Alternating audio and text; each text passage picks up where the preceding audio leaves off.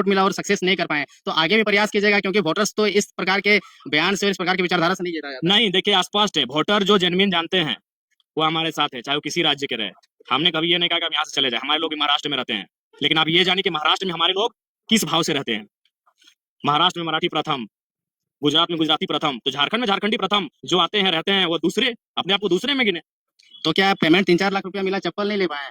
देखिए सवाल चप्पल का नहीं है, एक बात और आपको, 100 रुपया का चप्पल? चप्पल मेरा नहीं है, आपका भी नहीं? लगभग सुनिए, क्योंकि हमको लगता है चप्पल बहुत जल्दी मेरा भुला जाता है, इसलिए भुला जाता है कि मान के चलिए कहीं आप इतना भीड़ है, और जाहिर सी बात है उस भीड़ में आप किसी मंदिर में प्रवेश कर गए, आप किसी महापुरुष की मूर्ति में माला चढ़ाने चले गए, स्कॉर्पियो में भी कभी कभी आप चले गए, तो इलेक्शन के टाइम होता है ना अभी भी, तो उसमें क्या होता है, नीचे कोई चप्पल खोजेगा, तो फिर कोई अपना दे दिया, ये किसका है भी हमको नहीं मालूम, बड़का गांव में किसी ने दिया।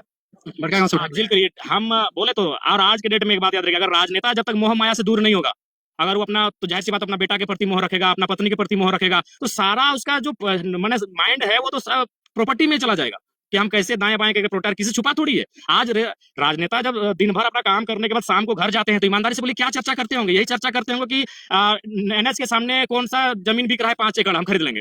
वो चर्चा कर रहे हैं कि कौन सा टेंडर आया है उसमें इसको एंगेज करेंगे, कौन सा कॉन्ट्रैक्टर उसमें अपना पार्टनरशिप देंगे। नेता, इस झारखंड को, देश को अगर बदलना है तो नेताओं को मोह से बाहर होना होगा। निसंदेह कुछ नेता हमारे देश में जो बड़े नेता है मोह से बाहर है, लेकिन वो कैपिटलिज्म की शरण में है, जैसे आदरणीय प्रधानमंत्री जी निसंदेह मोह से बाहर है कि उनका परिवार नहीं है, लेकिन कहीं ना कहीं वो अडानी साहब के मित्रता के कारण आज देश को बहुत नुकसान दे रहे हैं।